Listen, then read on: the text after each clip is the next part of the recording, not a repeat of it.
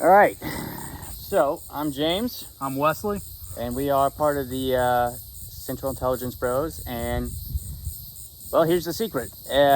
Within the upcoming episodes, we're going to be in different areas, different backdrops. So keep in mind, we are going to be in random areas. So like in this area, we're next to an airport. So yes, there's going to be a lot of airplanes flying over. But we will pause. Like if we're reading something, we will pause if a plane comes to fly over. We want you to get every bit of this information. So, and with these next coming parts, in our last episode, we talked about a UFO spotting from a Japanese airline over Anchorage, Alaska to Reykjavik, or from Reykjavik to Anchorage, Alaska, and then all these letters. Now, when I said last time, there's stacks upon stacks upon stacks of letters. Yeah, we have 2 binders full. Look at this, and we're going to be going over all these letters, hitting on main points, and we have a few specific ones that are really just crucial to why we think this is a very relevant situation amongst all the other situations we're going to talk back in episodes later on. We marked some of those, but literally get ready for content because it's going to be a lot of reading and just me and him back and forth on specific information. So what Wes is going to be doing as I read along these, and then when he reads along his, we're going to be cataloging the cities, the areas, not specific addresses, but mostly just city and states, because that information is not necessarily important, but the cities and states. So we're going to try to give you an area or triangulate in a sense, sort of. We want to know where most of these letters came sightings, from. Yeah, we want to know where most of these letters came from that went to FAA, in Alaska, because we're just kind of curious. It's one of those things we're curious about, so might as well do it while we're reading them. And so, with that being said, a lot of these people are writing in cursive, and they don't have really good handwriting. Yeah, so some of these we might skip. And we're not gonna lie. We're gonna say that's a sticky note, copied on a piece of paper. Come on now. We're not gonna lie. We're not gonna say we're gonna read every one of them. Some of these, they're so bad at handwriting, like in cursive, that it's almost impossible for us to read. And then look, we got letters upon letters of this one specific event, so we may not even get through all of them, but we're going to do our damn best. Well, I said it. Damn best to get through as many as we can.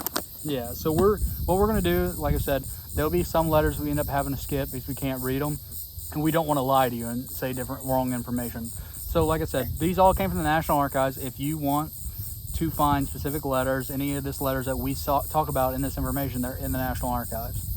And yes, there is a sort of bias, and then there are a lot of people who distrust the National Archive, but there's a lot of good information on those archives.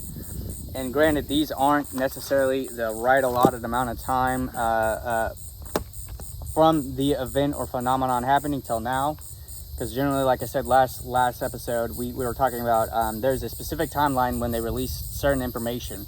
Yes, it's not within that timeline, but they still got released. So that's why we're interested is like why it got released, and it is released. So we're going to share that information with you. Now, this first letter, all of these are going to be, and some of them have letter headings, meaning that there's addresses and whatnot. We'll get to that when we get to that. But they're all started with the letter intro, Dear Sir, or in some letters it's Dear Sirs. But you have to understand the timing, which was in the 1980s. A lot of males would run high ranking organizations because that was just the community in that timeline now. And we have nothing against. We're not sexist. We're not sexist at all. We're just reading them from what we have. As what they are. So now that we kind of got all that out of the way, we're going to start reading them. Now, they're not in order, so bear with us. Yeah. Within a matter of 1 to 3 years of the event happening. This first letter, in cursive, from a Debbie Alexander in Corona, California. You keep reading. Okay, so it says, Dear Sir, please send me 3 copies. So 3 copies. I'm gonna have that's important. 3 copies. 3 copies of the FAA form.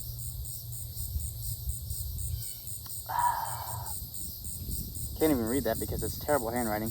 Yeah, so like we said, there's going to be some bad handwriting. It's I would say referencing or pertaining to the sighting of a UFO. So here is UFO. So I guess after that first year, they started naming UFAT. They transitioned to UFO.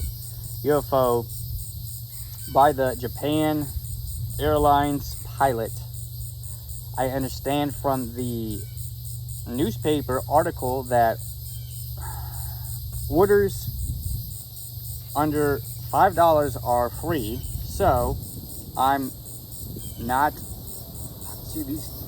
I'm not including the 90 cent for the forms. Okay. I'm telling you, bro, like this handwriting is terrible. Including the 90 cent for the forms. Information. So it says so basically that's for the information. Basically, what he's trying to get at is public service. Most of these people sent money to the FAA asking to send them the documents. So they were paying basically for the documents itself and the letter to send it back. This individual, Debbie Alexander, in the year, well, she didn't even date it. Didn't even date this form. But they're saying they're asking for 3 copies for the information. It's a great public service. So in this situation, she was trying to sway with society basically, or public, saying, hey, it would be a great deal for the release of this information. Next letter. Ernest Brown is who this is from. Please send me all the data you have on the UFO sighting by the Japan Airlines on the flight from... So here again, we have... So the island, the flight, it was coming from Iceland. The word that we can't really pronounce the best is coming from Iceland, and it's going to Anchorage, Alaska, is where he's heading. And that's where, somewhere in between there is where he sees the UFO. In various letters there, it doesn't reference Iceland, but we're starting to see. But the K city that we can't really pronounce, it's in Iceland. I'm pretty sure it's Iceland's capital, actually. My address is follows. I'm not going to give that out due to this has been a long time ago, and we don't want to. We will tell you the city and the state. We're not going to tell you the specific address. So this is from Ernest Brown from Houston, Texas, and again, no date, but Houston, Texas, and the individual is Ernest Brown. But there's another one where we're finding there's still a consistent pattern of it being from Iceland. I'm going to skip over this one because I cannot read it. So we're going to skip this letter. Where's the date? Did you read the city and state for me? The state, oh my gosh. Or maybe? Santa Fe, New Mexico. Santa Fe, New Mexico. So here... Sorry, we can't really read this one. Some of them are not that great. In regards to handwriting, it's just really hard because it was a different time. So this letter is from Santa Fe, New Mexico. So now what we're essentially doing is just plotting where they came from on the map with this specific request for the information. It wasn't a sighting; they want to know the information, but we're kind of curious how far the communications, where people read about it, newspaper, radio, whatnot. We just want to kind of figure out where it all kind of got spread. You see the city and state on that one? This one's another one we can't, but it's East Windsor, New Jersey.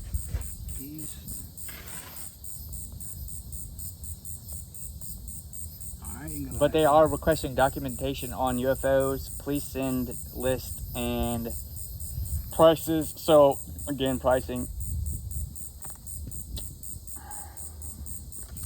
Okay, that's actually irrelevant information. Please send info on the spacecraft sighting of 1987. And this is a very small letter, very easy to read. And we're looking at Spring Valley, California. Spring Valley, California. And then no date, no letter heading. Lordy. Let me so this is from 3787, so a year after the event. Dear sir, I heard on Paul Harvey. So, okay, here we go. Paul Harvey was a big radio, during this timeline, a big radio station. Everybody tuned into. This is where you got all your information. I heard on... Give it a sec. There's an airplane flying over. Hold on.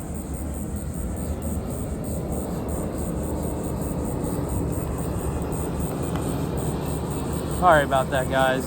We wanted to do kind of something fun and be outside. We're really big being outside, but we live literally not even kidding, a quarter mile from an airport. So it says, dear sir, I heard on Paul Harvey that I could purchase material from your FAA that word's really hard. About the Japan Airlines Iceland to Anchorage flight with the UFO sightings. Please send information on how I may order the interview. So we're talking about interviews here. So now we have interviews. So now not only do we have, we're referencing videos, you have radar imaging. Now we're referencing interviews, tapes, drawings, and computer generated photos. Thank you sincerely, Bernie Hendricks, Brookings, South Dakota. So we're adding to the map, Brookings, South Dakota. So now they're referencing interviews, tapes, drawings. So drawings, computer generated photos, which at the time computers are, They weren't the very best. So they're gonna be pixelated photos. Next letter, 3587. Another year after it happened. Dear sirs or madam. So we finally have somebody referencing a madam, which is important because of the timeline, which is irrelevant to the point. Could you please send me a copy of the complete file of the Japan Airlines UFO incident? Please notify me of any charges associated with the request. I'll be happy to honor them. Thank you so much for your time, energy, and patience. Sincerely, I don't know the name, but it is from Costa Mesa, California. So again, another sighting in California. Well, so it's not a sighting. It's or a request from California. we it's mostly just we want to know where they were able to hear this kind of stuff. Like, how many states did the whole United States get like access to this, or did they not? Next one, please send info on the Japanese UFO sightings that was mentioned on Paul Harvey's show. So I guess, yes, for mentioning Paul Harvey, we're going to have to credit that sooner or later. But Paul Harvey, it was a big radio show at the time, probably one of the only ones at the time, sent to an individual named Larry Masters at Nacogdoches, Texas. Yep. So now we have a request for information in Texas. Same, and a lot of these are... What we're finding is that it's strange that a year or so, or a year or less after the phenomenon happening, the information is now being requested on that specific event. So they took this long in order to release the information on this specific event. Gentlemen, please send me information on how to purchase national... material regarding the alleged UFO sighting by a Japan Airlines jet last year.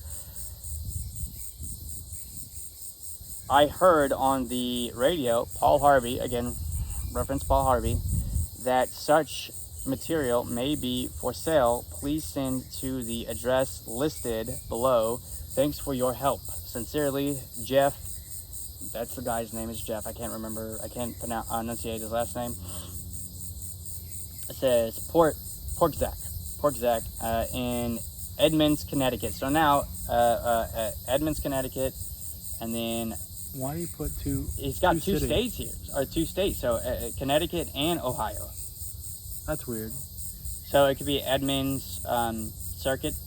Or I think that's the street. Street, yeah. So it's Edmonds Court. Edmonds Court, Powell, Ohio. So Ohio is the actual state. So Ohio. And let me tell you, we got quite a bit to go. So bear with us. So we're gonna try to speed up some of these. So sorry about that. Please send information on obtaining pictures.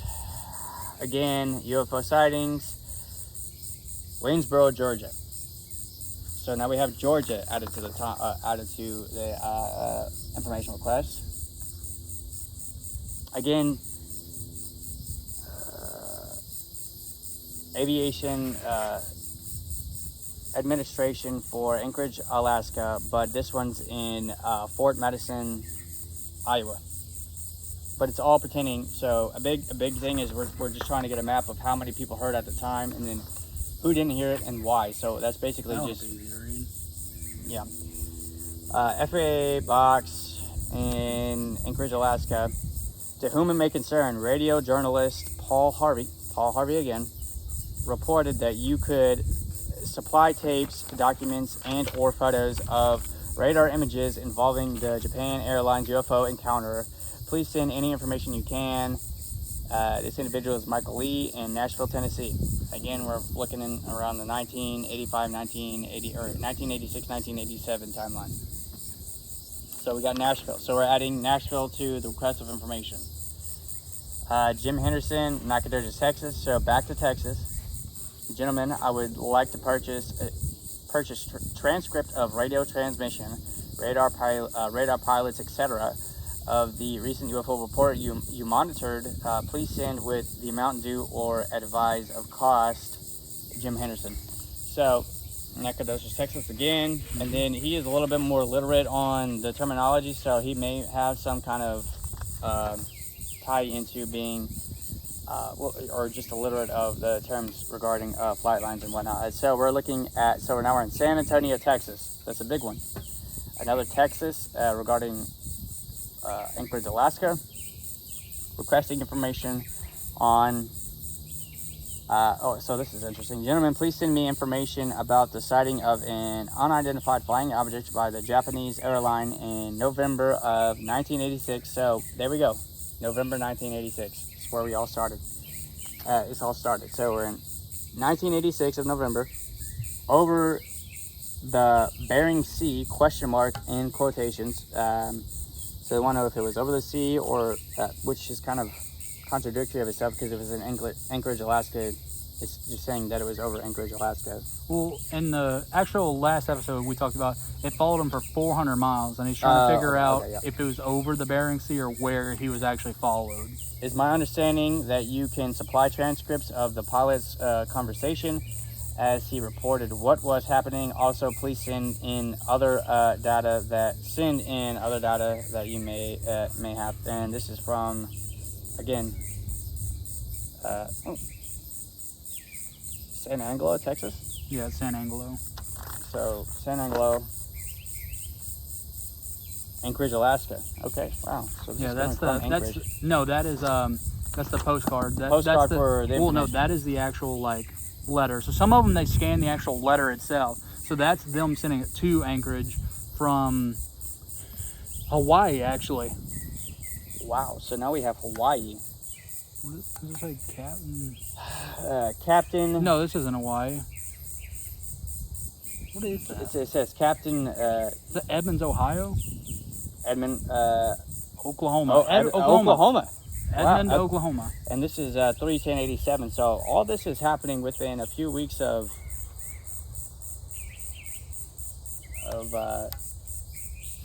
March in '87. So we didn't look up when this radio show happened. We need to look it up. Captain Hamill. So I'm gonna say he's in the military. He's in the military, and if he's in Hawaii, it's more than likely. That's not Hawaii. Well, I thought it was Hawaii, but that's his last Oklahoma. name. Yeah, I don't know what Hamill. Captain Hamill.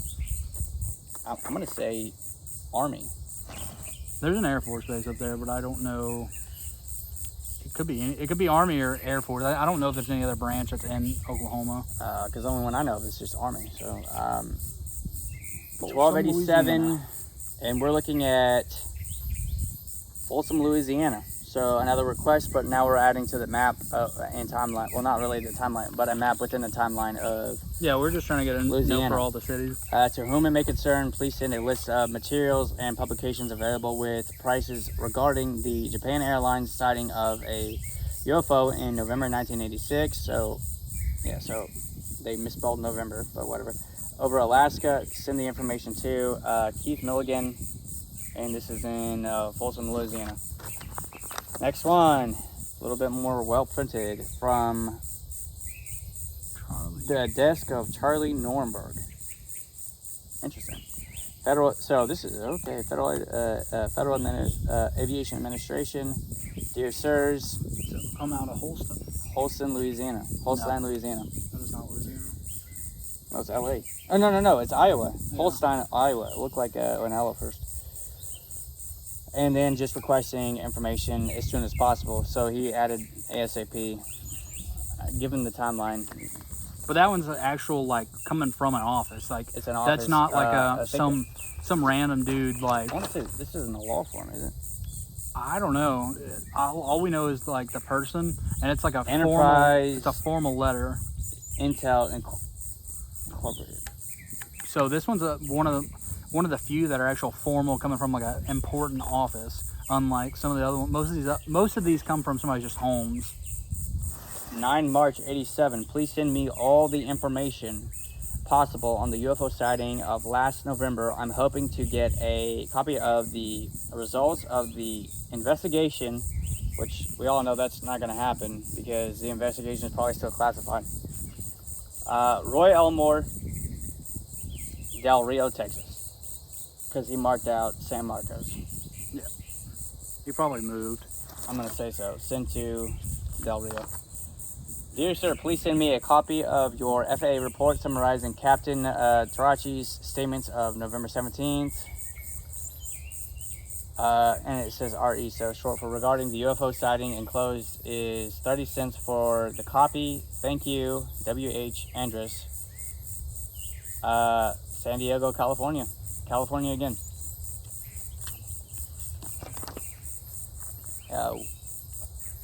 Add Virginia. No. Saugus, California, so Virginia and Eugene Onishi. I would like the 30 cents FAA form summarizing the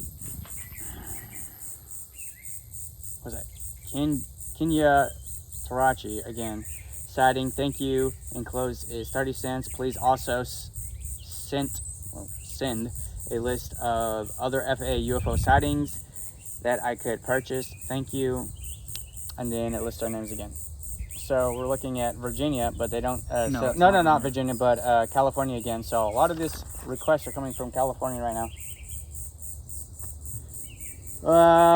Laramie, Wyoming. What do you reckon? Dear sirs, I am interested in any information you may have regarding recent sightings of unidentified flying objects in the Arctic region. I specifically refer to a large UFO sighting by the crew of an airliner en route from Reykjavik to Anchorage, which was reported to be as a large 2 aircraft carriers. So that's new. 2 aircraft carriers. We're gonna mark this one. So apparently the size, they said they were the size of 2 large aircraft carriers.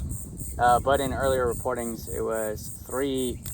There is 3, but in some of the reports I saw, it said that there was 1 big one and 2 small ones. And what it basically meant was they believed it was a mothership and 2 small ships. If you could supply me with any information regarding this sighting or any other sighting, including photographs and recordings of interviews with aircraft crew personnel, I would greatly appreciate it. Enclosed is a check for $25. Well, that's actually a lot. Yeah. That's so what pattern I'm seeing is a commercial enterprise gaining money from people requesting information. But which adds to the conspiracy. What I've noticed though, with most of these, like we've seen a few, like they put in a few like return letters, and most of these they sent their money back. Like they didn't actually get any information; they sent their money back. So it was kind of like one of those things. We'll give them that credit, but still, it's one of those like they're gaining popularity. Even though they said that, like in this radio show, they said that you can send in, I think it was 30 or 90 cents, and you could get the report. But none of these people actually got the report.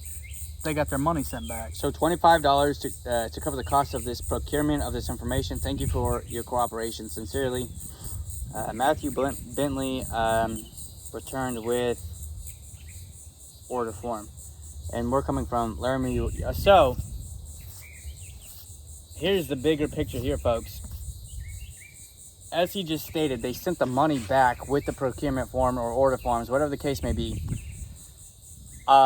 because they did not want to. They denied the money and they did not want to release the information. So therefore, you have the question me and him like to ask is why? Why are you're getting all this money, but you're sending it back, but which only tells you one thing. They're trying not to release the information. Yeah, because they know they can't release the information, because if they do, they will kind of be in a situation where, in a difficult situation, because the FAA is a part of a government, or part of the government. A federal agency. Yeah, so they know that they can't take the money, but they can't release the report either. So I'll highlight specific details. So it ranges from 3 parallel flying objects, as he identified earlier, 1 mothership, 2 subordinate ships, and then here, this individual seems persistent on specifically referred to a large UFO sighted by the crew. So the crew of an airliner en route from Reykjavik to Anchorage, which was reported to be as large as 2 aircraft carriers. So again, over time, folks, information gets misconstrued. So, but it follows the same pattern, which is sort of irrelevant. But if you know what to look for, like we do, you can see that it's all these reports are of requesting the same incident. But why these many people would request information on this incident is what we like to exploit. And then I'm running low on time. No, we're gonna make these a little longer. We'll probably make them 45 minutes, just because there is so much information. So what we're gonna do now probably is just kind of speed run through them. Basically, so I'm gonna summarize and then just give locations. But it's all. But you guys at this point can see there's a pattern requesting this one incident. But we have what we're looking into is the different areas on the map that they requested, and then where over time you'll notice different sightings with different events of UFOs. Yep. So we're gonna at one point we're gonna have a map. Hold on, airliner.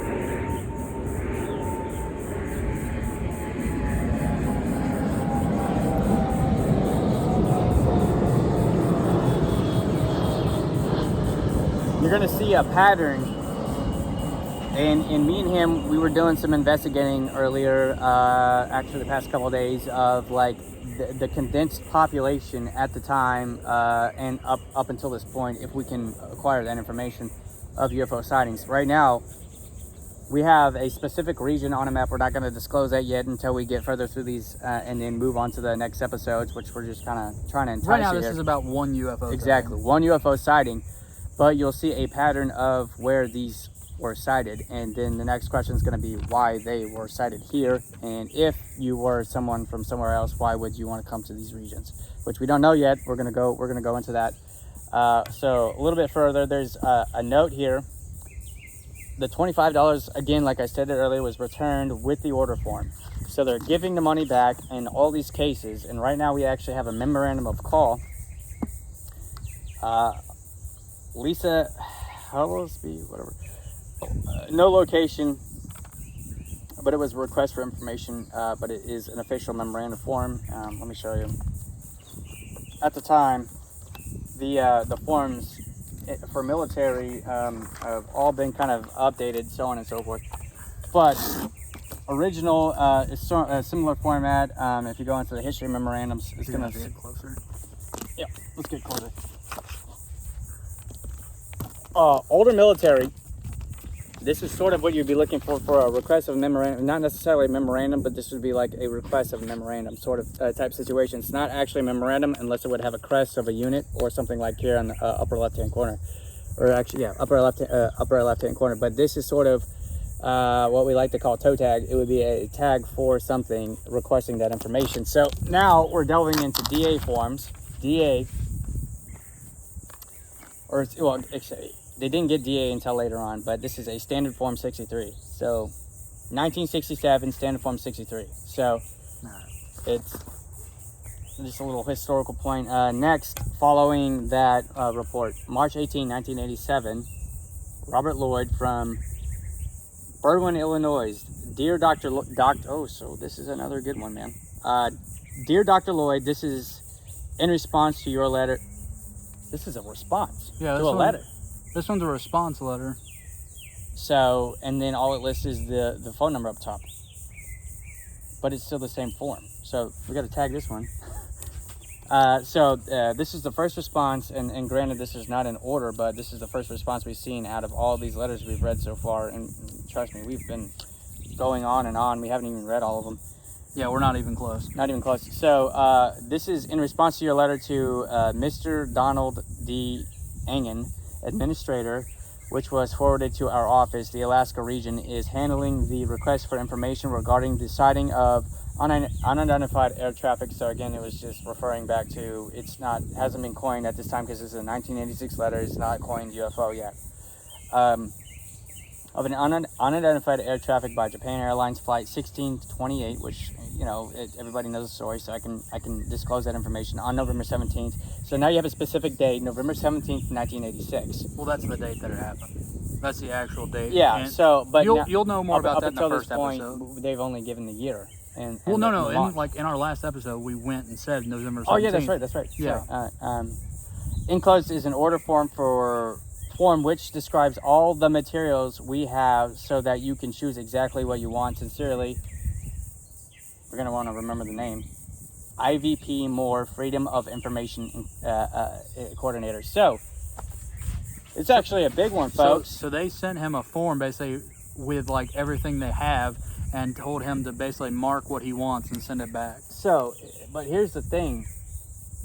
Why out of all, so we have this huge freaking stack of papers of all these letters, and then one goofy one about Bigfoot, and then all these requests but no responses. This is the first response, but why did they choose Dr. Lloyd to respond to? I think he sent it to somebody else, because did you see in the letter it says this is in response to the letter and everything, but they said the Alaska office is handling it, but so he sent it to somebody else.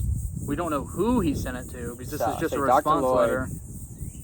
Who he sent, so this is something we're going to have to delve into later. Who. So we don't know who he actually sent this letter to, because this is the only response, but in this response it says that the FAA, the Anchorage office, is taking care of it, so that means he sent it to somebody else. And whoever he sent it to is offering information. So this is the first official response to release of information on the situation, and then why did this individual get priority out of all the people we've read? Again, granted, these are not in order, but this is the first situation we find that there was actually a response to the request for the information of this specific event.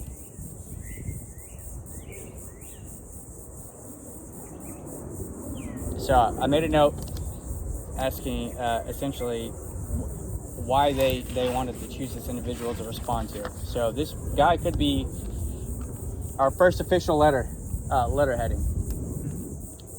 U.S. Department of Transportation, and then it's just Federal Aviation. This is the FAA. FAA, yeah. March 11, 1987. Paul Stoik. I don't know what that means. Could you please provide our office with information requested in Mr. Lloyd? There's another tie-in. Mm-hmm. Mr. Lloyd's letter attached. Well, I gotta mark this one too because it's all the same thing. I'm sorry, folks, I didn't mean to use that word. But the thing is like this is a letter from the FAA. So now we're starting to see a pattern here. Yeah, this is another one from research. The also FAA. is essentially just another form of investigation, and I'm not even saying investigate. I'm just saying we're looking into the situation. Could you please provide our office with the information requested in Mr. Lloyd's letter, which is attached? We would appreciate any information you can send us as soon as possible. We'll then forward it to Mr. Lloyd with a cover letter with the administrator's signature. Thanks. The problem is Lisa Hedelsky. I don't think we have these all in order, so we might come across Mr. Lloyd's letter, but we might not. But we know that the first response that we came across, even though it's unofficial, Lloyd's letter, because it's supposedly attached, but we don't know. Yeah, we actually don't have Mr. Lloyd's letter yet. It might be in here, but like it'll be one of those we'll have to look for. But this is another big point, because now we have a response and a name in response to the request, which is Lisa Hedelsky. Mm-hmm.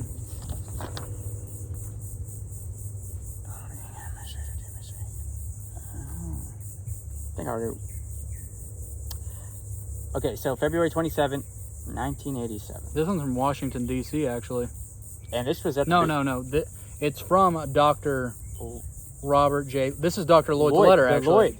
This is the Lloyd's letter that is attached. So he's actually from Berwyn, Illinois.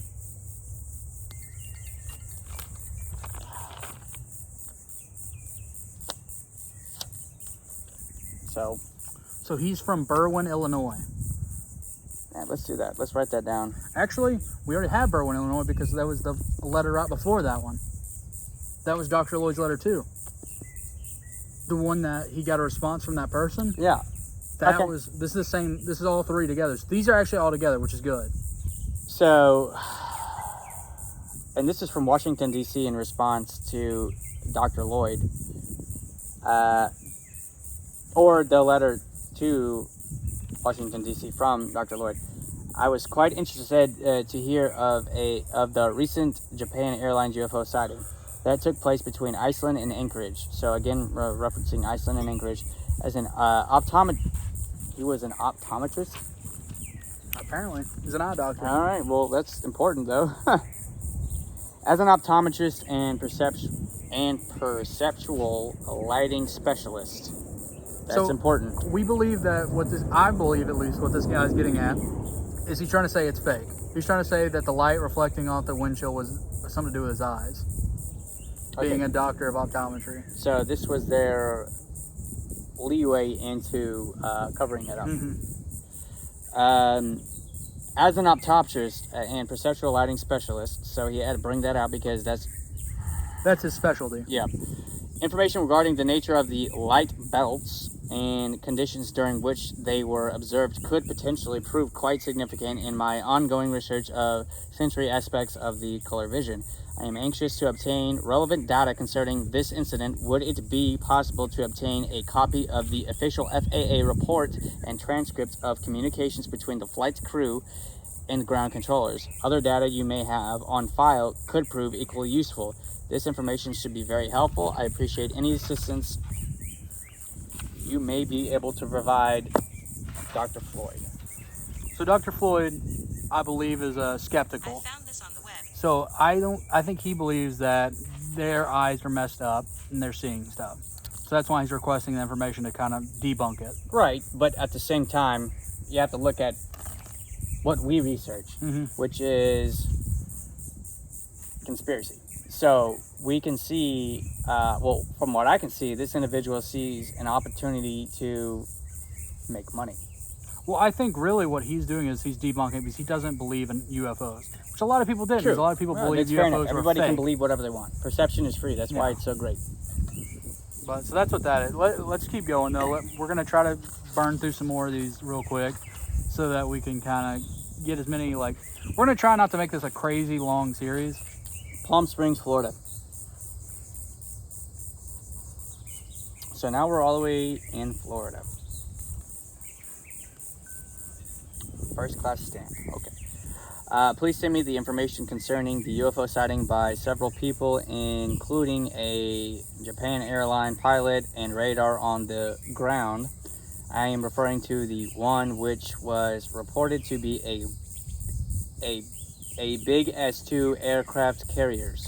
Well, as big, again, grammatical areas, but it's in the 80s. So, Paul Harvey of ABC News said, "You have all the relative data for sale and I would like to purchase it. Please bill me or send me the cost of this material that I may return a check for soonest delivery. Please find enclosed a first class stamp. Thank you very much." Can't read their name. 3787. And then it goes into the address, but the one we're looking for is Palm Springs, Florida. So, again, another pattern I'm finding.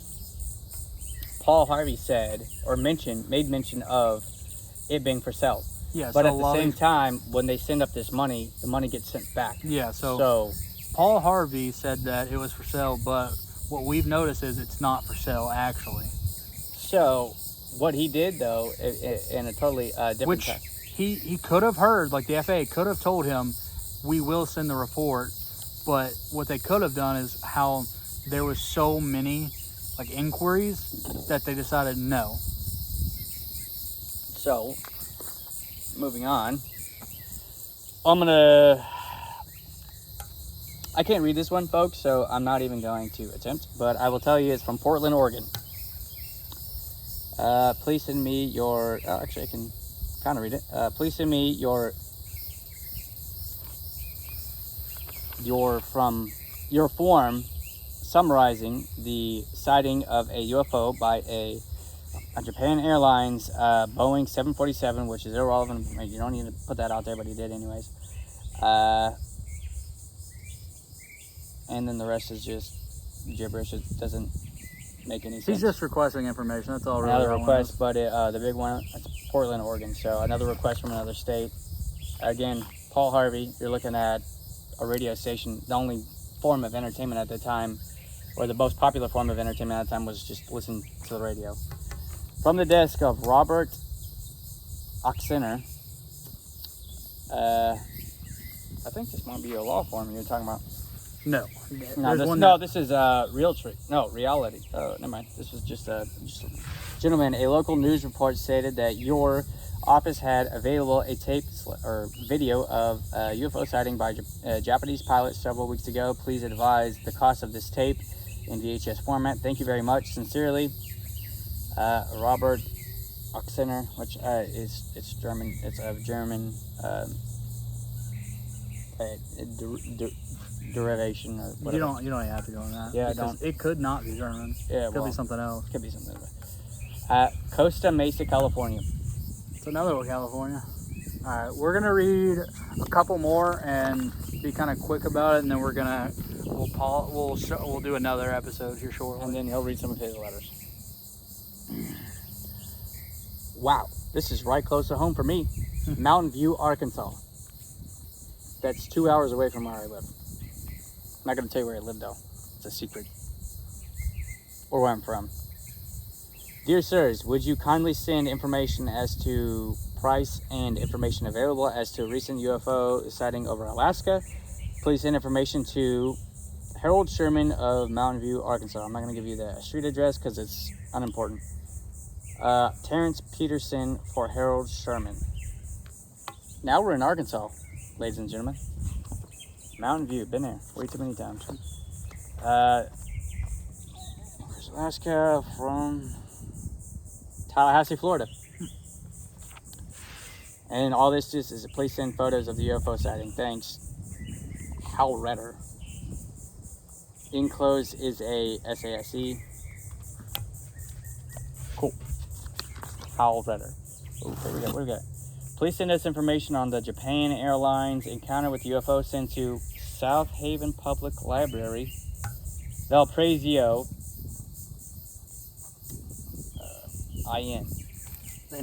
Indiana. Yeah. So, attention to Judy. I think that's Very summarized. That's about very all plain. we're gonna have for this part. Like I said, we're gonna do every bit of this, but we're trying to make it in like close to 45-minute increments as possible. So that's gonna be about all we got for this episode, though. So I'm Wesley. I'm James, and we're Central Intelligence Brothers. Peace out, everybody. Till next time.